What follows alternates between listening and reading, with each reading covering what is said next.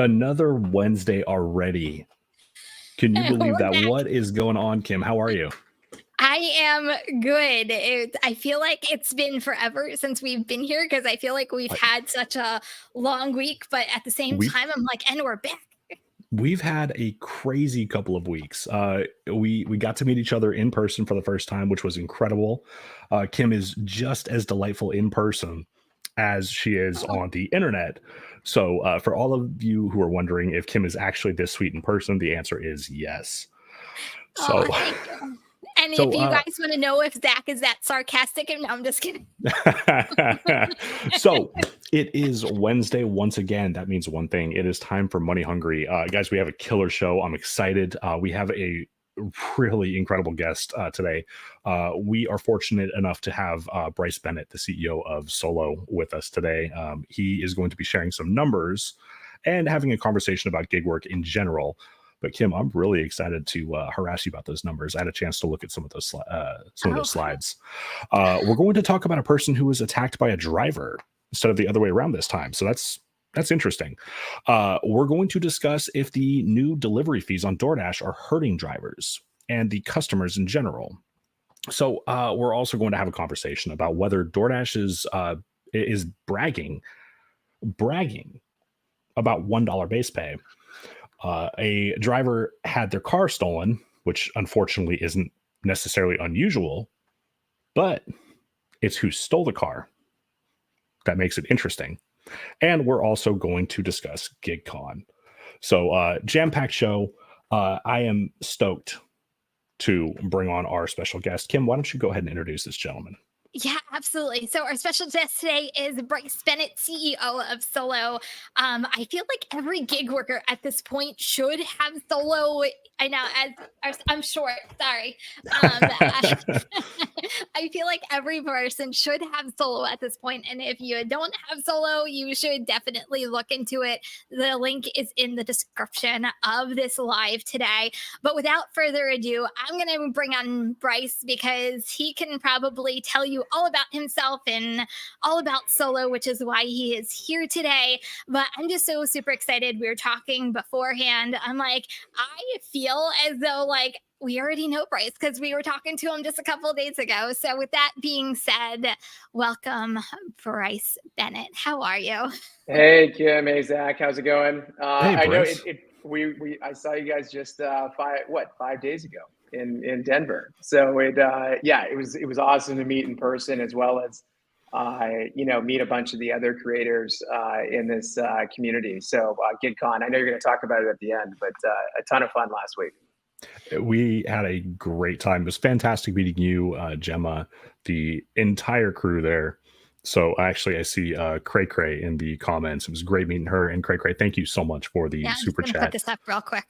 You are awesome. Thank you, Cray Cray.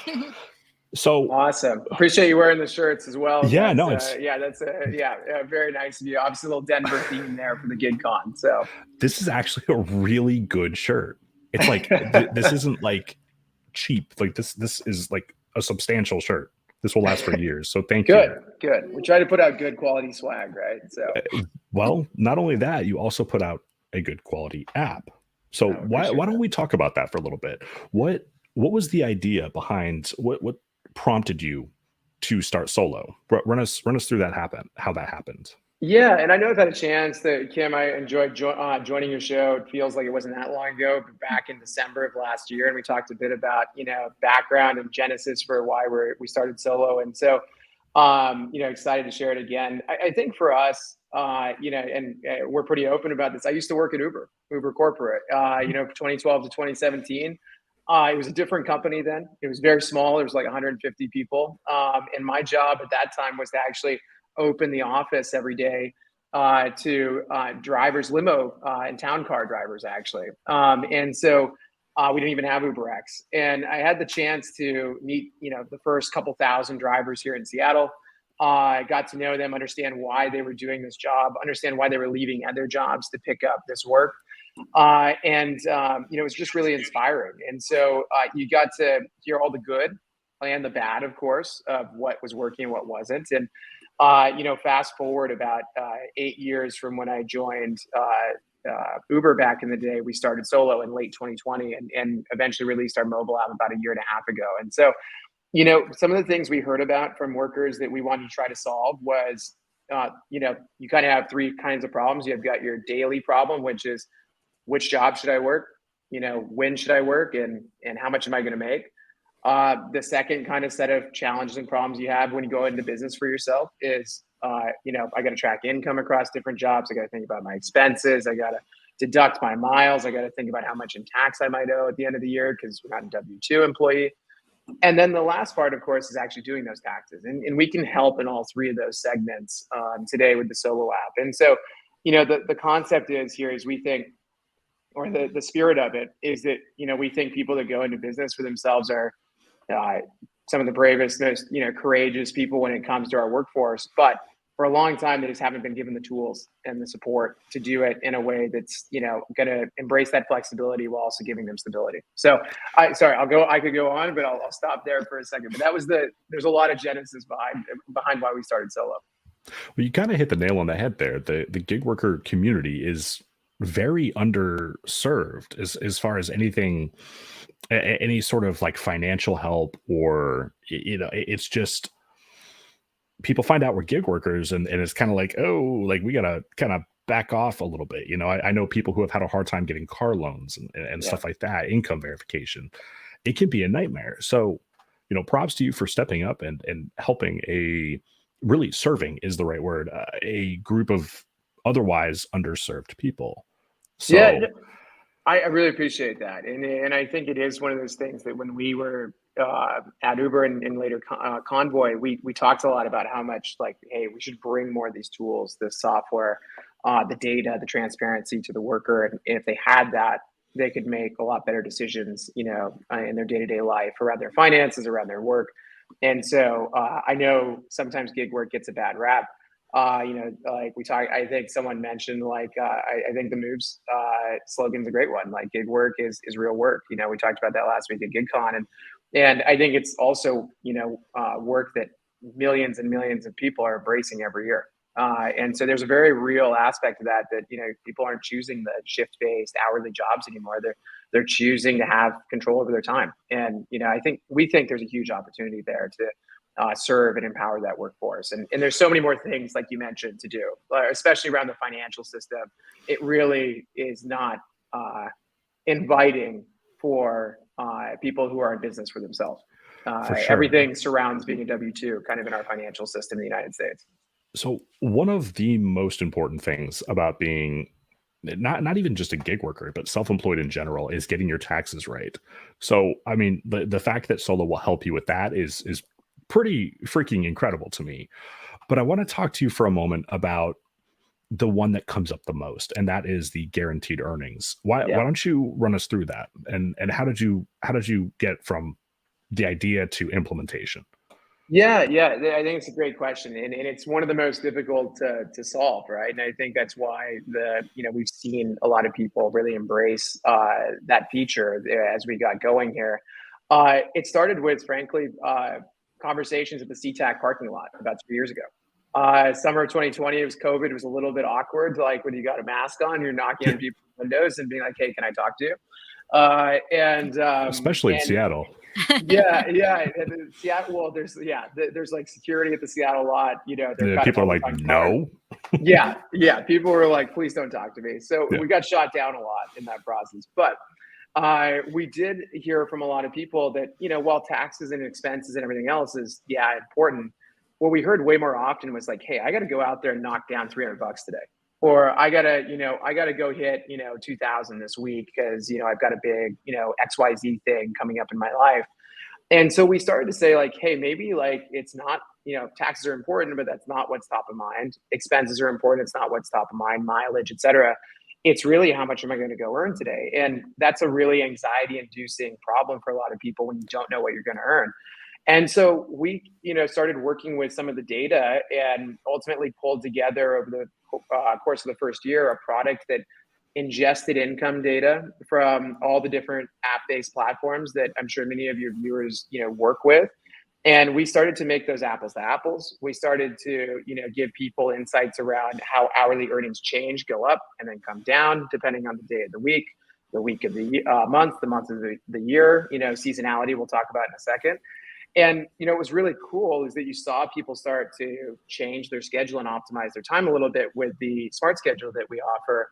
So they were picking, jobs that were going to pay them the most at peak times, and then they'd switch jobs over to another job that was going to peak, later in the evening or something like that. Mhm. And so we saw people start to earn, substantially more money, 30 to 40% more here in Seattle. And then as we kind of got more comfortable with the data and how, certain we could be with it, that's when we then introduced the pay guarantee. And the pay guarantee is, for those that don't know, essentially we build up your schedule with you for your day. We show you how much we predict you're going to earn. And if for some reason you go out there, you work those jobs, you accept jobs during that hour, right? You're actively working in the main part of the city. There's a few criteria, of course. But if you go out there and do that, we'll top you up at the end of the day. If you come up and we think you're going to make $100 and you make 90, we'll cover that last 10 for you. And we do that via our pay guarantee credit system, where it's 25 cents per hour, basically. And, if you want to guarantee 8 hours of work with us, that's $2 up front. You keep all the upside. If you come up short, we make up the difference for you. And, that kind of solves a slightly different, part of the problem of, I want to know what I'm going to earn, and I want to make sure I don't earn less than this, right? So we try to help on both facets for the smart schedule and the pay guarantee program. So sorry, I've been dominating. Go ahead. It's okay. No, I just remember when we chatted a couple months ago, and this is what resonated with me. So, Solo is growing, obviously, big time, and it's been going into many more cities out there. But what I've been telling everybody, because this is what resonated with me, is that, and you can correct me if I'm wrong, that in order for it to get to more cities, more people have to sign up. The more people sign up in certain cities, the better data you get on your end. So I've been telling everybody in New Jersey, get on the ball and get on Solo, so Solo can come to everywhere in New Jersey. That's exactly right. So how we actually do it under the hood is we now across the country have about more than 180 million job data points, from the community that have signed up. And, what that does is it allows us to then, take all that information. We strip it away of anything personal, of course. It's just a trip or a job at that point in our database. And we say, oh, okay, this trip happened from 5:14 p.m. I'm in Seattle. So, 5:14 p.m. to 5:31 p.m. on DoorDash. This person made $11. And we can start to piece together at a city level kind of what the actual expected earnings will be across the market. So you kind of get like a market price for your time across these different jobs, is how you could think about what we offer in the smart schedule. But Kim, to your point, we do need a certain amount of information, right, from people joining to then offer that back, to the workforce. And so it is something where we're now in 52 major metros across the country. We're in everywhere from California to New York, Tulsa, Miami, Orlando, up to Seattle and Portland. So we've got kind of all corners of the country now. And I know that was something we got a little bit of crap about, over the course of the past years, like, why aren't you in my city? And we were working on it. But the good news is we're in, 50 plus metros now, and we're going to open up additional cities. As you mentioned, like, as we get more information and we feel like we can confidently give you an accurate prediction, because if we were to open up in too many places right now, you'd kind of see information that might be all over the place, right? So we want to give you something that's trustworthy, that you can rely on, and that you can plan your day around. So you shared some really interesting data with us, and I'm dying to get into that.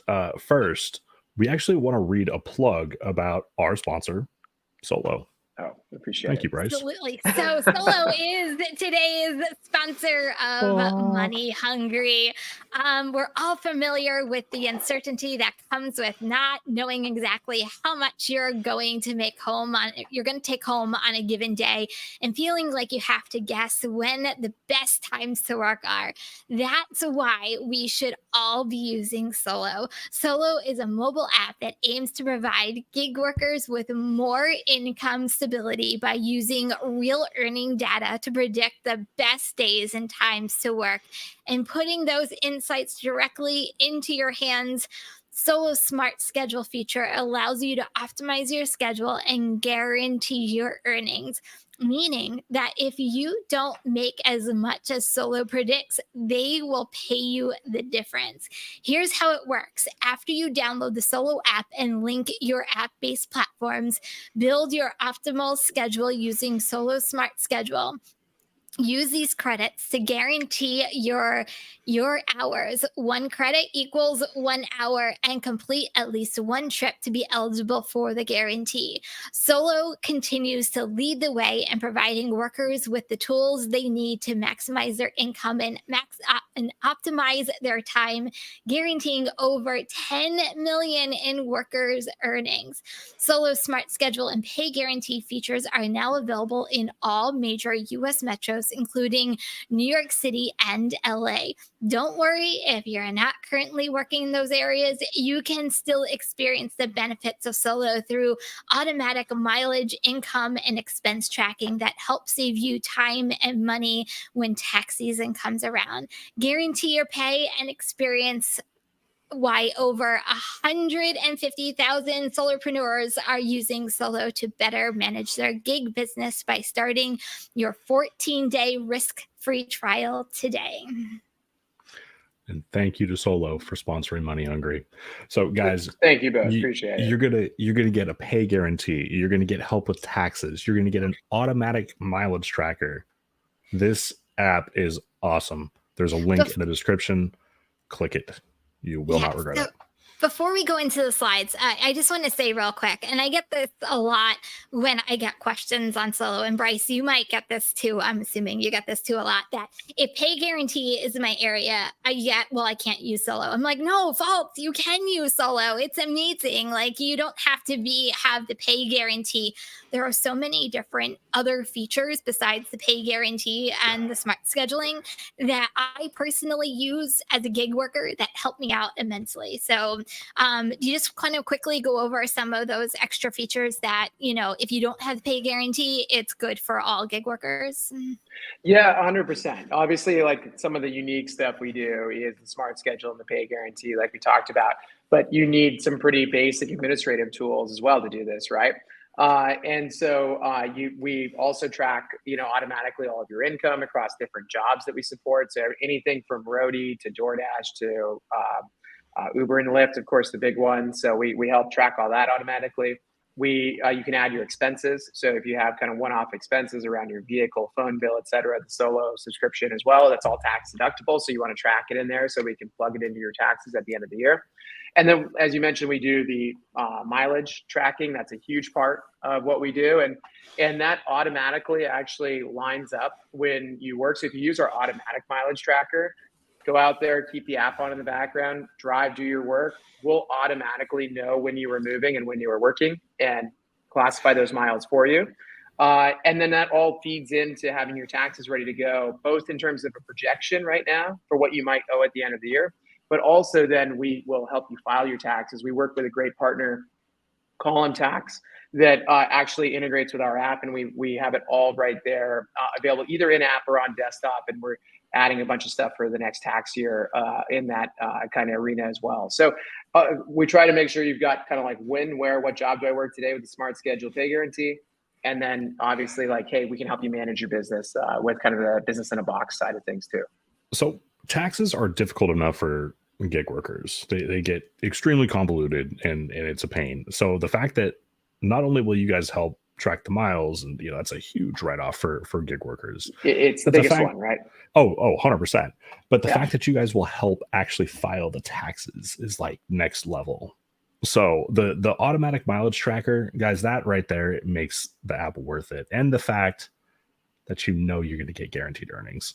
Again, sorry, description. I get excited talking about this stuff. It's in the description. Just click the link. You sent over some very interesting data points that I would love to take a look at. Yeah, let's do it. It's a little sneak peek. Yeah. Oh, you have your own slide. Dun, dun, we dun. do this every time. We do this every time. We always forget about this. So I was slightly younger when this photo was taken. Yeah. Fair enough. So Gib, let's go ahead and jump to this. So explain what we're looking at here. These numbers are fascinating. Yeah. So one of the things we try to so if you go back 10 years, and when Keith, my co-founder, and I were in the company, one of the things we did at Uber is we kind of understood that every city had different seasonality, right? And so we're here in Seattle, so we're looking at it from that lens. But Las Vegas has its own seasonality. If you're in Miami, Florida, if you're in New York, right, your city has unique weather patterns, travel and tourism patterns. You have major events, et cetera.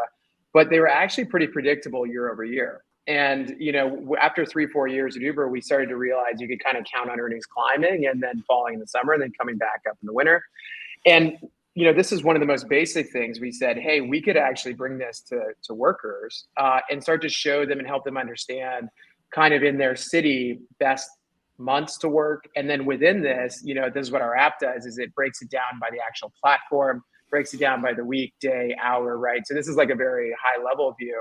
But for example, here, what you're looking at is in Seattle, the average hourly earnings by month for the city of Seattle and Seattle surrounding areas.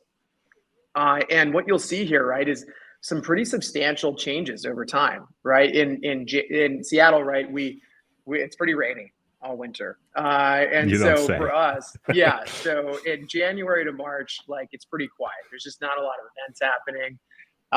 There's not much going on. Everyone's kind of staying inside. And so you can see how far earnings plummet down to $21 an hour. And this is across ride sharing, food delivery, grocery, and parcel. So this is an aggregate.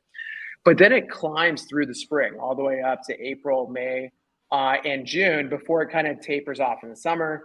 Everyone kind of goes away. They start to go on vacation, right? They may be doing less things where they're getting in a car, ordering food. And it slowly comes back as we get into the holidays. And that's where you see in Q4 here, right? It really picks up. And you see that, your peak earnings month is actually in December, but with a very quick drop off every January. And so This is some of the kind of information that we bring, not only at an aggregate level, but we can bring it to you all the way down to the hourly level. And some of the things as a worker you should understand, because this is a 20% swing in your earnings, right? That's a big difference if you're thinking about kind of depending on this work, especially as a full-time worker. You want to understand kind of how your city moves and changes over time. So this graph exists for every city out there, not just Seattle. And so you can kind of see those granular level insights in the Solo app. This is actually pretty on par with what I see in my market as well. January always takes a nosedive. August is terrible. December's fantastic. So this is fairly consistent with what I experienced. So it's interesting to see that Seattle is kind of similar.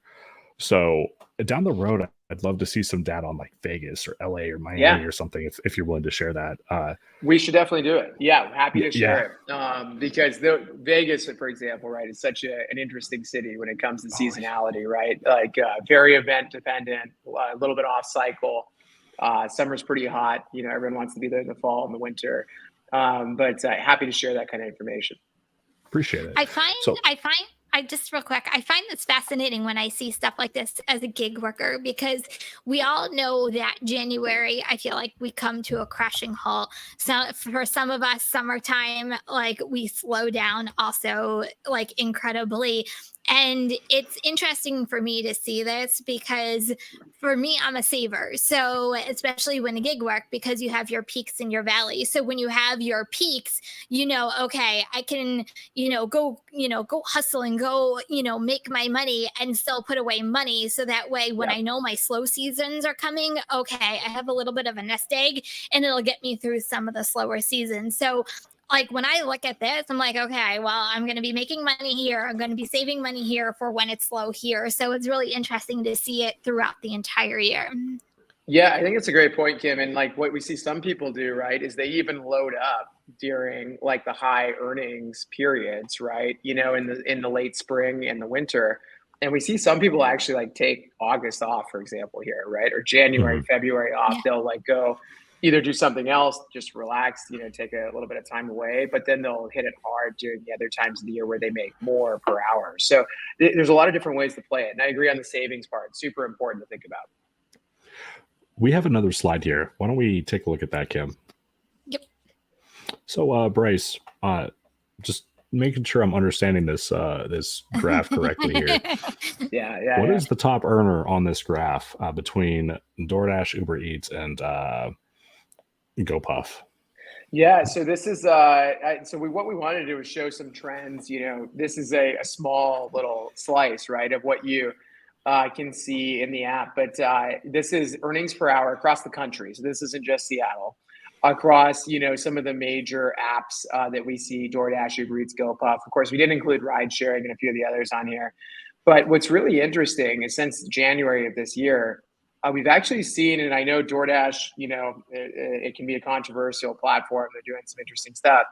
We've actually seen earnings, at least in our data, move from about $12.50, $12.60 an hour all the way up to 14 plus in July. And in turn, even though Uber Eats is still netting more money for people, it's fallen 5%, which is really interesting, right? And so what you see is usually like some interesting components of market dynamics playing out where DoorDash might be a little bit more aggressive with certain aspects of their pay for orders. And on the flip side, Uber Eats is, maybe paying a little bit less now over the course of the last 6 months. And so it doesn't seem like a lot, but that can be almost a full dollar of earnings, right? So this is fascinating to look at for me for two reasons. Number one, Kim is wrong. And number two, I am not wrong. Uber Eats is clearly on top there.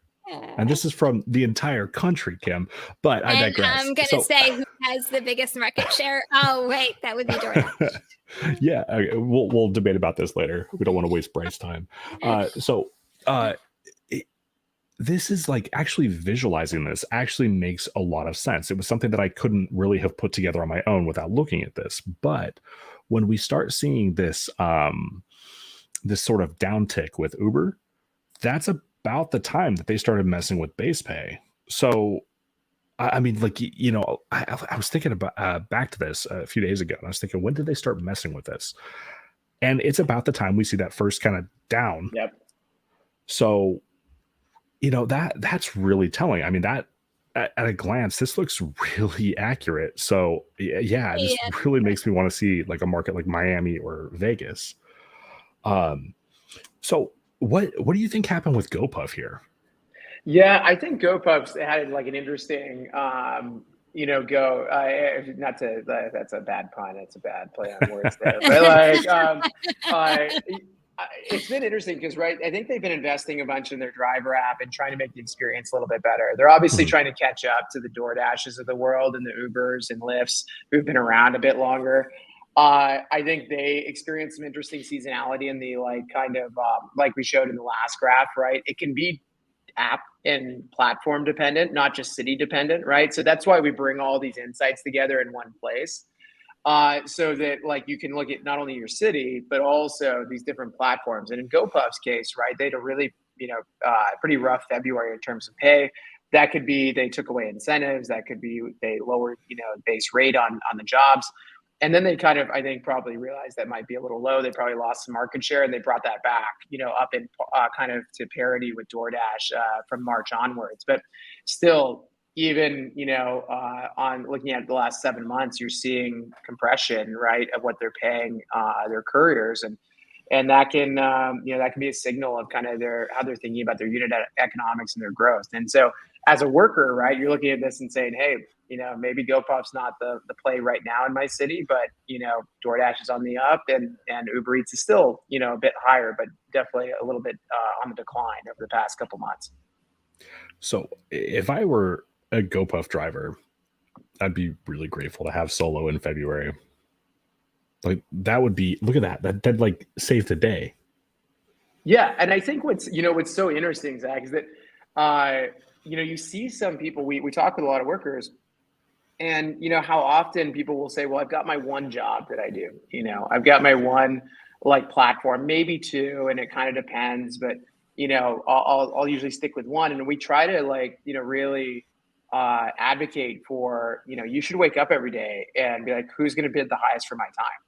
And that's really, you're a small business, right? You're a business of one. And, you're not loyal to any one of these platforms. However, they can bid on your time and ultimately give you the best jobs to help you make the most money. And so that's what we try to empower you to do, right? Is hopefully you have, 3, 4, 5 jobs available to you. You can wake up every day and say, hey, I want to work in the morning and late evening, and go in there and slot in the jobs that are going to pay you the most. So we take all this data and we put it into a calendar format so that you can see this on an hour and by hour basis. And like you mentioned, like there's stuff that happens like this with GoPuff that could really ruin your February, right? If you go from making your $15 a month to $12 or $15 an hour to $12 an hour, that's right there, a 20% drop. That's pretty brutal. That's brutal. So this stuff is just fascinating to look at. Bryce, I know you are a busy man and you've got some things you need to do tonight. So is there anything else you wanted to mention before you take off? No, really appreciate it. Both everything you two and the whole group that we met up with in Denver does for the community. I know some people will be like, okay, yeah, Solo sponsored the episode tonight, but for us, it's investing back into the people that bring this community together, right? Because it is a job where it can be lonely, where you don't meet up in the same place, you don't get a chance to network and communicate. And so I think, the whole team here thinks you guys do an amazing job, and just very excited to continue to grow with the whole community. We have a lot more to do. We do what we do today, but and are going to continue to grow, across the country. But there's so many more services and benefits and things that we can build for this community that's going to make your life hopefully easier, so that you can embrace that flexibility, without having a lack of stability. And so thank you for having me on tonight. I'm in this very hot WeWork room. The sun is beating down on me right now. So I'm also looking forward to getting out of this room. But send it 90 miles north, man. I'll be happy to take it. This doesn't happen in Seattle very often. But no, thank you so much for letting me come on and share some insights. And like you said, there's lots more at check us out at worksolo.com or worksolo or solo in the App Store, both Apple or iOS and Android. So thank you so much for having us on. And the link is exactly. Yeah. So Bryce Bennett, CEO of Solo, thank you so much for joining us. We appreciate you. Thank you, so Zach. Thanks, Kim. Everybody should actually have Solo at this point. That's the only thing I'm saying. Thank you both. I'll talk to you soon. All right. Take care, Bryce. That was cool. That was cool. He's a fun dude to talk to in person too. He really is. The whole entire Solo team was absolutely fantastic. Gemma, who was part of the Solo team as well, she designed these t-shirts. A great partner. I know she did. A great partner to have, and I can't say enough great things. I personally use Solo, so I'm literally that person that uses it because I believe in the product. So for sure, I feel like everybody should have it at this point. It's always fantastic when we work with sponsors that are just it just clicks. It's yes, I love this. So let me just share the vision. So anyway, let's move on. We want to talk to you guys about a story where a DoorDash customer claims that a driver attacked and assaulted them. So you're going to have to kind of read in the middle there. So this was not a fun story to read, Kim. This was not. There are a couple of reasons why I think we chose this to put in here, because there were some, in my opinion, some alarming things that happened in here from a safety perspective and also a DoorDash perspective, which I was not happy about reading this article. So first of all, there was a woman and she was 18 years old and she ordered from DoorDash. Couple weeks later, I'm going to give you the really shortened version, the longer version, but a couple of weeks later, 2 weeks later, I think it was. Anyway, this guy came back and actually got into her home. Broke into her home and did not good things to her. And it resulted in an assault. So this lady, like we said, was 18 years old. So the woman and her roommate ordered McDonald's on DoorDash on February 12th, 2022, unaware of what was about to happen. So The incident raises questions about the responsibility of companies like DoorDash in ensuring the safety of the customers and the effectiveness of the background check systems. So, guys, let us know in the comments. Do you? I struggle with this one. Do you guys think that DoorDash plays any role in what allegedly happened to this girl? Any I role think at a all? very I don't think they're solely responsible. I think there is a civil I'll be hon I don't know the law. I am not a lawyer, but to me, Mhm. I feel like she does have a civil case. I didn't read how much the civil case was for. I don't know whether they mentioned it in here. Obviously, the whole blame is on this person who assaulted this Of poor course, 18-year-old. That's where the blame lies. of course. But if DoorDash actually had proper checks on their drivers, would this Yeah. have even happened? I guess that's what I am struggling with in this. Mm. And, for DoorDash to completely reject any responsibility in this, I mean, I guess their lawyers are probably like deny, deny, deny, deny, but I don't know. I have a hard time with that. So I have a couple trains of thought here. I mean, Uber Eats makes us verify, right? We just every so often they actually, you know what? Come to think of it, I haven't seen it in a while, but they do make us verify. And DoorDash has had me verify once ever, once, once. So Yeah. look, we did a story a month or so back about people buying Uber Eats and DoorDash accounts on Facebook. Mhm. So there is the possibility that this wasn't even this driver's account because I mean, like, let's be real, we're all background checked. I don't know how thorough Checker is, but we are all background checked. Unless, of course, the account was hacked or sold or something like that, and it got into the hands of somebody with nefarious intentions. Yeah. I struggle with this one. Like I think I struggle with it because the personal side of me, my heart goes out to this poor girl. I of mean, course. she's a teenager. She's not even an adult yet, and she had to live through something like this. I guess as a mom, I just can't even imagine my daughter. Granted, she's only 6, but I can only imagine like somebody going through something like this. Like I said, I think the whole burden does fall onto the person who attacked her. But I still think, and we've talked about this before, especially on the show, there has to be some kind of stronger background checks, at least from DoorDash's standpoint. To your point, I've only had to verify myself once. And how many months ago was that when they rolled that out? And I'm like, at least like Uber, like spots checks you every Yeah. once in a while. Heck, I'll be in the middle of doing a dash and I'm like, okay, let me turn on Uber. Like, nope, take your picture. I'm like, Yeah. damn it. So So Tony makes a good point here. He says background checks can't catch future crimes, and that's very true. it That's is. that's very true, right? Like you never know. I mean, somebody could be absolutely unhinged and deranged and keep it together, keep it together, keep it together, keep it together, and then one day something happens and they freaking snap, right? And all of a sudden, something horrible happens. So that's But that's a did very I read valid. correctly?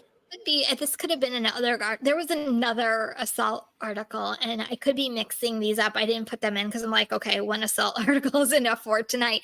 But I'm like, was this the one though that he did have a criminal background and he was waiting on No, Okay, that was another I article don't I was know. I think that reading. was a different one.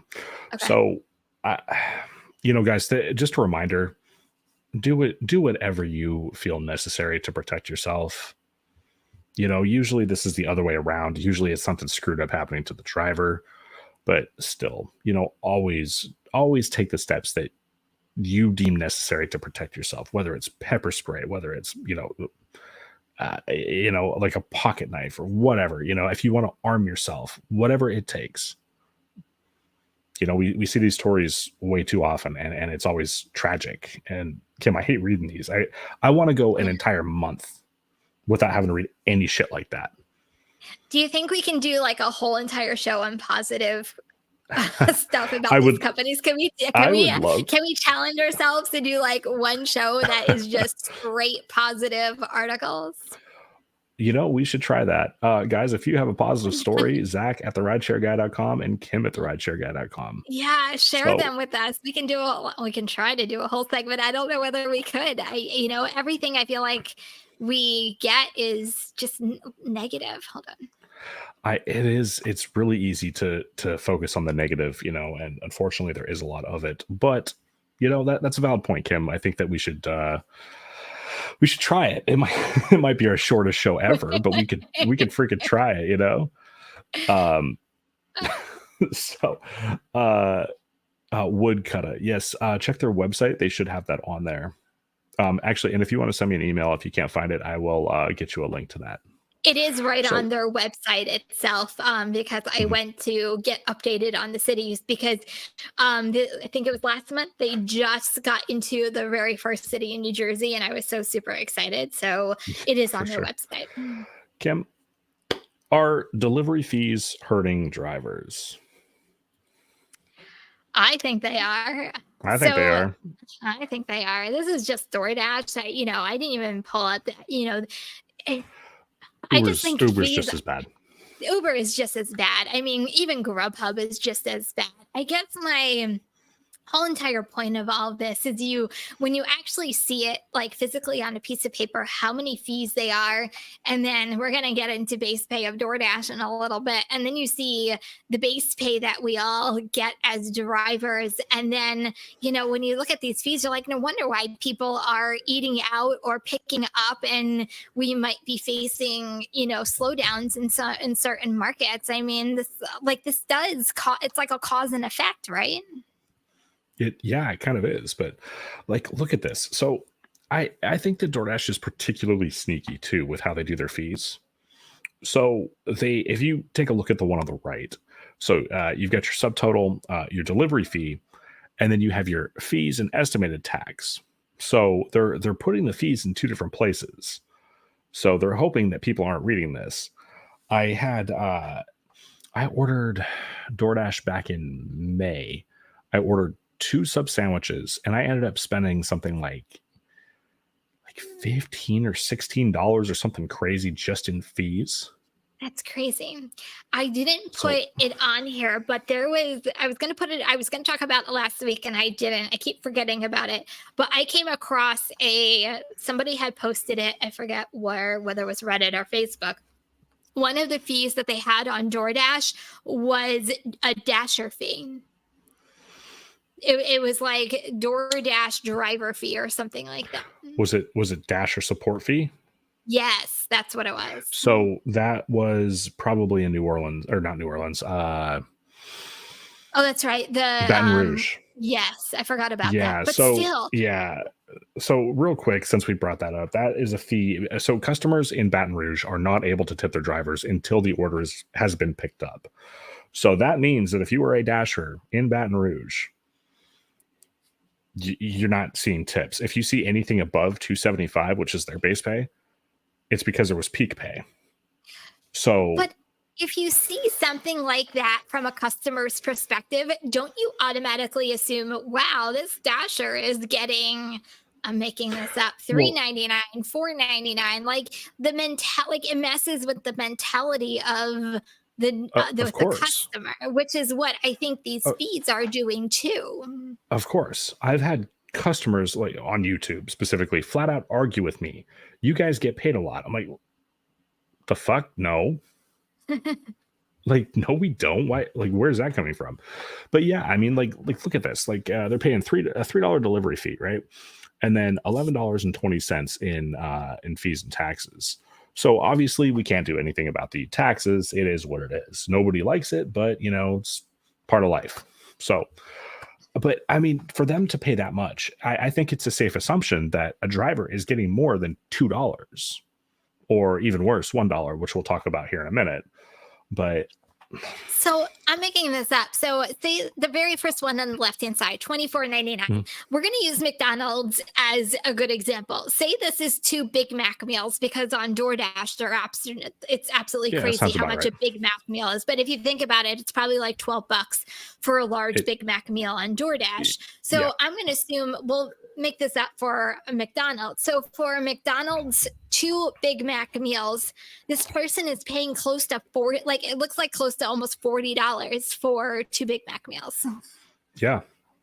Like that's crazy. Like that's crazy. So, and then on top of that, they're charging this customer a $6 delivery fee, out of which chances are that driver's getting $2, $2.50, right? If they're really lucky, if they're in one of those big baller markets, they might be making $2.75. So customers customers see this shit, right? They see the delivery fee and then the fees and estimated tax, right? So I mean, like right there, we're going to call that 6 and 7, $13, right? And then on top of that $13, they're now being asked to tip. Of course, they're not going to want to tip us. They're going to close the freaking app and go get it themselves. I've done that. I've been like, fuck this shit, and I've bounced to the store and gotten it my damn self.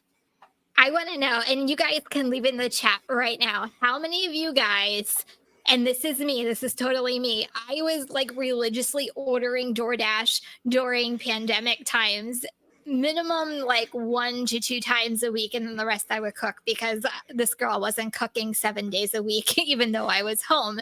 So I went from ordering, I'm even going the bare minimum once a week on DoorDash. Now I look at DoorDash and go, yeah, no, I'm going to go pick it up myself. Like I stopped using DoorDash all together because I'm like, I'm not paying this. So how many of you in the chat right now used it during pandemic and then said, nope, I'm going to go pick it up? So I used to order a little bit myself, but generally it was after I'd pull like a $300 day, $250, $300. And then I'm like, you know what? I'm going to splurge. I'm going to have somebody else bring it to me. So I still order from time to time, but I mean, I got to seriously be like in a jam or just too busy to cook, So let us know in the chat or in the replay if you guys actually use these platforms yourself or if you just drive for them. I just know. I guess for me, it was an eye-opening kind of experiment when I was looking at a lot of these people who are posting their delivery fees, and I'm like, wow, I know I haven't ordered in a while, but maybe this really is why like we're seeing slowdowns in a lot of our markets, because people are just going to go grab their food. So I did, I thought I was done with my rant, but I'm not. Sorry, here we go again, round 2. I did a video months and months back, probably like last December, and it doesn't matter.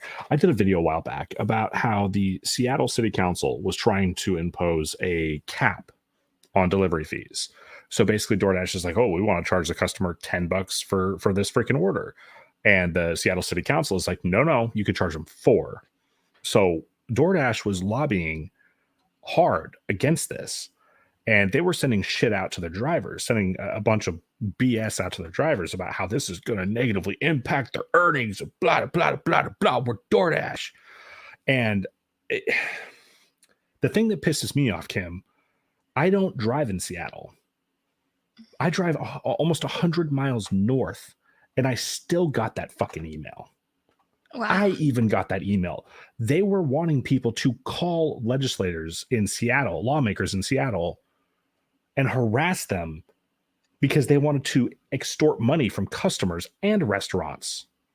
And they didn't give a damn whether the drivers were actually in that market or not. Kind of reminds you of Dash Roots, doesn't it? Kind of, yeah. So, you know what? Maybe, just maybe, they would like quadruple their business if the fees weren't through the freaking roof. Oh, yeah. And on top of that, you're also going to spend a marked up. You're also going to have they're going to mark up the food. I can't articulate myself right now. I'm getting too mad. So, yeah. I saw something in the comments. No, go ahead. I saw something in the comments here. I gotta figure out. Actually, there's 2 really good comments in here I want to read. Sorry, I can't find the first one, so my apologies. We would have put it up here if I could find it, but basically it said, I've gotten as far as the checkout screen, saw the price, and was like, no. So Oh, here it is. It's from 8:47 your time, the Nintendo 504. Me, I stopped when I saw the price. Mm. Yeah. So, and then another good one was from Sinful Toaster, and it says people still tipping like it's the 1990s. I saw that. That is super true. That is so true. I saw I, that. Okay, I don't know.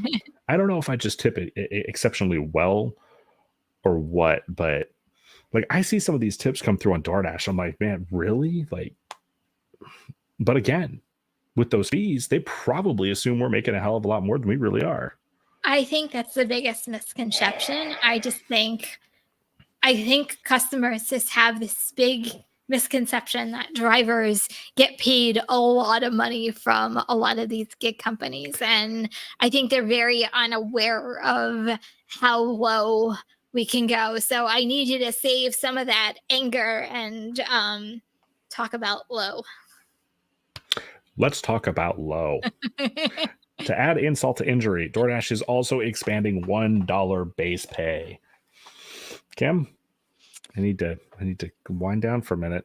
I Go know. ahead. So this has been rolled out for a little while in very select markets. This is coming back around because it got rolled out to more markets this past week. We always put this stuff in here because I never want anybody to be like, oh my God, when did this happen? Why is it happening to me? So now on stacked orders in many more markets, you are not going to see a combined $4 base pay. They are now going to be paying you $2 for a stacked order as the base pay. $2. $2. 1, 2. Kim, I've seen orders going 20 miles. But I looked at it as something even more negative, and I'm not normally a negative person in general. But if and this is the way I looked at it. I didn't look at it as $1 per order. I looked at it as if, and we know DoorDash is famous for doing this. If they put a no tip order in with a bigger order, essentially you are doing that order for free. Yeah. So, and I want to be clear, Uber has something in the terms of service that gives them the right to do that too. And like actually potentially for free, literally, if the customer doesn't tip. But this is about DoorDash. Kim, 2 summers back, they sent out an email talking about how they were increasing the base pay for longer mileage orders. Mm-hmm. I still have that email, by the way. Oh, so do I, because I like to remind drivers about that all the time. Me too. So, I have it saved. So yeah, for longer mileage orders, they were supposed to raise the base pay, and for short orders, they slashed the base pay. So of course, the base pay did get slashed, but they pulled a bait and switch on us, and the longer mileage trips, we're not seeing any more money for them. No. You can see a freaking 20-mile order in my market for $275. It's rare, but it happens. So what? Kim, there needs to be something. Like you and I just sat down with a senator, right? We did, and that was really cool. So it was probably one of, and we're going to go into highlights towards the end. And I know we're running short on time, but I think that was probably one of the highlights I had from our trip because I felt like he was really receptive to hearing what we had to say. And I don't think he really understood until we were giving him examples of what we were talking about. I just wish more government officials were as receptive as he was talking to us. So there was a comment in here earlier, basically that said that the government shouldn't be able to dictate prices. I agree with that to an extent. However, there's a difference between, being able to charge what you want fairly and there's just price gouging, right? So the reason that the apps charge so much in fees is because they all do it and they can get away with it. So there's a difference, in my opinion, between fair and price gouging. And I think we're seeing price gouging, but that's just, my perspective. So I'm a firm believer at the end of the day, if you just made the fees reasonable, and you were honest with the customers about how much the driver is going to earn, their business would go through the roof and we would be fine financially. Just give us all the information, give the customers all the information, lower the fees by like 50%, and their business would probably quadruple.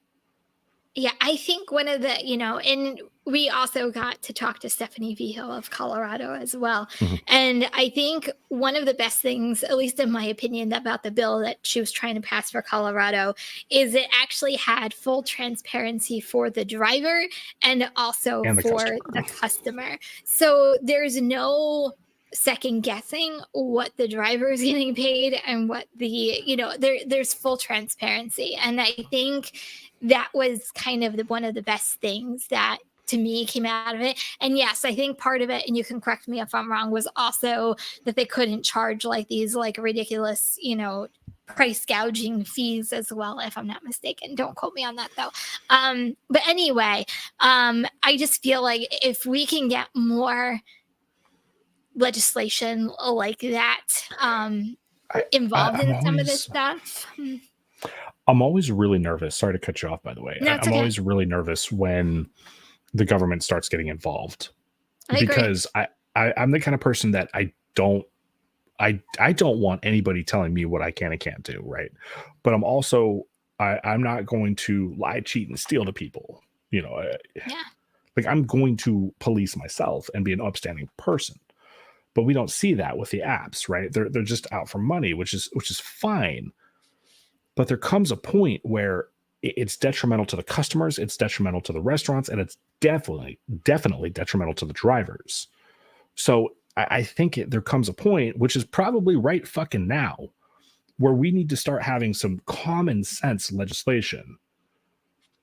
Like just simple stuff. Like you can't charge 40% in fees. Like that, common sense. You can't charge you can't charge the customer a $10 delivery fee. That's a bit high, but you get my point. And then turn around and give the driver who's actually doing the delivery 20% of that. Yeah. Like there just needs to be some common sense stuff here. So anyway, I'm going to get off my soapbox. I want to run through one more story really quick. This is going to be a super quick story. It is, but it's funny, but not funny at the same time. Funny, not funny. Yeah. So we have all heard about drivers getting their a car stolen. It's horrible. It's unfortunate, but it does happen from time to time. A driver in Lincoln, Nebraska was dropping off an order when they saw their car driving away. Well, turns out the person who stole their car was a 12-year-old. Ready for this? 12-year-old girl. So, hey, you know what? Nobody was hurt. The driver, hopefully the driver learned a lesson to not leave their car running when they're, out of it. So the police were able to track down the vehicle using the DoorDash app and later found it. So the person who stole the car was picked up by the police and will hopefully never do that again. She was given probation, if I'm not mistaken. I think that's what the article said. Okay, yeah. So, that's like the lighter side of messed up. So I can stomach this one. Guys, I feel like I say this every time I see a carjacking. Take your keys with you. Every delivery, just take please take your keys with you. Every delivery, take your keys with you. So, yeah, for sure. If you missed the beginning of the show, Kim and I got to meet each other in person for the first time several days ago. So we both attended GigCon 2023 and the Para Rodeo Roundtable event in Denver, Colorado. And we had a hell of a time. We did. So it was... So a couple highlights for me is really, and I think this is what made it so amazing, is we really truly have a great gig worker community, not just content creators, getting to know everybody as a driver and really, really understanding people and really understanding where everybody came from different parts of the country, which is really awesome. We met someone from Hawaii, which, by the way, he's going to be on our show, and I'm so super excited. Go ahead. We actually, so this is the guy that we talked about a few episodes back who made over $100,000 in Hawaii. And we're like, we put it out there. We're like, if anybody knows how to get in touch with this guy, send him our way. And then we walk into this room and he's standing right there. It was so cool. And he's just like, yeah, I'm from Hawaii. I'm like, oh, that driver was, he's like, I am that driver. I'm like, we've been trying to get in contact with you. Yep. So it was cool. There was so many amazing people there, and it really goes to show you we have such a strong community of drivers that I feel like we united for like a couple of days, which was pretty awesome. Yeah, it was just a mellow time. Everybody got along. Everybody was happy. It was great. So real quick, I want to give a shout out to a couple people. First of all, Steve, RideShare Rodeo, he put out an incredible event where we got to talk with lawmakers and just have a conversation with other drivers within the community and about some really serious issues that drivers face. Shout out to Pedro for putting on GigCon 2023. And, these two events collectively brought in people from all over the country, right? Like as far as Hawaii. So a shout out to RideShare Road Warrior Rick. I got to meet him. He's in the comments. Shout out to Nathaniel. He was in the comments earlier. He drove out from Portland to be there for that. Shout out to Red, Gig Wars official. Fantastic to meet you. Cray Cray. It was awesome to meet you. Is there anybody in here that I'm missing? Tony and the Tony, Mom, definitely. Tony and Lisa. The Drivens. Absolutely. And you know what? I got to check out Tony's Tesla. I don't know if you did or not, but I didn't have time. I feel like I flew in, we did the events, and I flew right back out. Kim was just like, I'm out. And to answer your question, Tony, yes, I am interested in visiting British Columbia soon. I hear there's some very nice scenery. So, and we met so many more people. It was just an incredible time. And also a big shout out to David from Para. Oh yeah.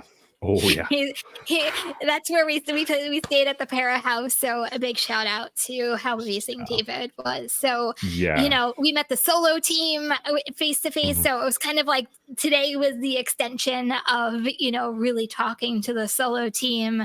God, there were so many other companies there, but I can't say enough fantastic things. And like I said, I feel like one of the highlights was talking to a senator and how open he was. Because I'll be honest, I didn't think he was going to be open to talking with us. And then we just started talking and I'm like, oh, okay, yeah, let's go.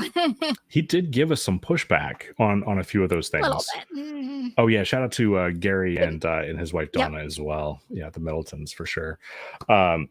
Yeah, no, but he did give us some pushback. So we're talking about a guy named Priola. I can't remember his first name, but doesn't look like Tony's a fan of him. But so Stephanie Vigil was there, and she was the person who wrote the gig worker bill that we were referencing earlier that would have given drivers and customers total transparency. So Priola is a state senator there, and he actually voted against this bill. He was supposed to back it and then voted against it. So the fact that he was able to Kevin flip-flop there you go. But regardless, the fact that he was the fact that he voted against it, but then came into the lion's den to hear what we had to say, and then furthermore thank you, Christopher. Thank you so much. We appreciate you. Hopefully he's okay with the fires going on. Yeah. He got cornered by Sergio. Oh, and shout out to Sergio, of course. Oh my God, Sergio. Of course. We got to meet Sergio, which was freaking awesome. I poked him. I'm like, you're real. He is in fact real. So yeah. So anyway, just a really incredible event. We got to do a content creator dinner, which was hosted by Moves the first night we were there. Kim unfortunately didn't make that, but margaritas were on deck. That's all we're gonna. Nice. Man, it was a good time. It was a good time. Yeah. So, Yeah, and then the next day, Friday, was Patriots event, GigCon, so we got to meet, all the people. So, and my apologies if I'm missing anybody. We seriously met a ton of incredible people. So Hannibal, we met Hannibal, Hannibal, Justin Trader. Yep. Oh my So God, just there were so many people. Really there awesome. was one couple which I thought their story was just so amazing. So they literally traveled the country, dashing literally all the major cities across the country, which I thought was absolutely truly amazing. For sure. And also shout out to Steve's son Max, who is working on getting his driver's license, and was brave enough to drive to Denver International Airport at night and deal That's with impressive. that crazy traffic to pick up David Pickerel from Para. So definitely.